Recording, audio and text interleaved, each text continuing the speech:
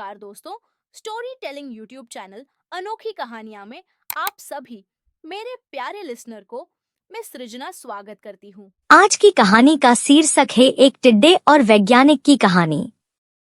एक बार की बात है, एक वैज्ञानिक एक छोटे से टिड्डे को प्रयोग के लिए पकड़ता है। पहले वो उस टिड्डे को छलांग लगाना सिखाता है। जब भी वो वैज्ञानिक छलांग लगाने को कहता तब टिड्डा छलांग लगा देता। जब टिड्डा अच्छी तरह से छलांग लगाना सीख गया तो वैज्ञानिक उस टिड्डे की एक टांग तोड़ देता है और फिर उसे छलांग लगाने के लिए कहता है। टिड्डा छलांग लगाता है, लेकिन इस बार उसकी छलांग की दूरी कम हो जाती है।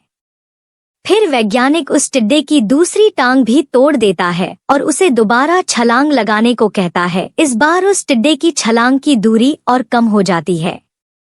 उसके बाद एक एक करके वो टिड्डे की सारे टांगे तोड़ देता है और उसे छलांग लगाने के लिए कहता है, लेकिन अब वो टिड्डा अपनी जगह से हिल भी नहीं पा रहा होता है। ये सब देखकर वैज्ञानिक अपनी डायरी में ये सारी की गई रिसर्च को लिखता है।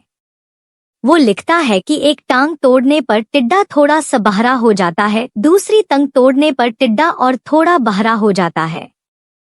उसे सुनना कम हो जाता है। जब उसकी सारी टांगे तोड़ दो तो वो पूरी तरह से बहरा हो जाता है और बिल्कुल भी सुन नहीं पाता।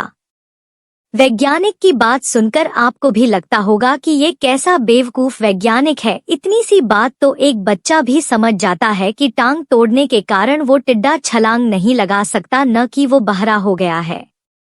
लेकिन दोस्तों, मैं आपको बताना चाहूंगा कि कभी कभी हमारी जिंदगी में भी कुछ ऐसा ही होता है। कभी कभी हम भी मूर्ख बन जाते हैं।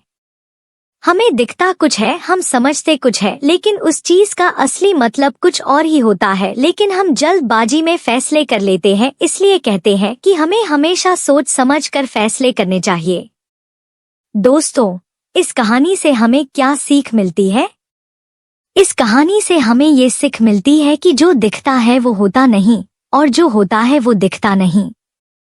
दोस्तों, ऐसी ही और नई प्रेरणादायक, ज्ञानवर्धक और रोचक कहानी सुनने के लिए हमारे YouTube चैनल अनोखी कहानियाँ को सब्सक्राइब करें। धन्यवाद।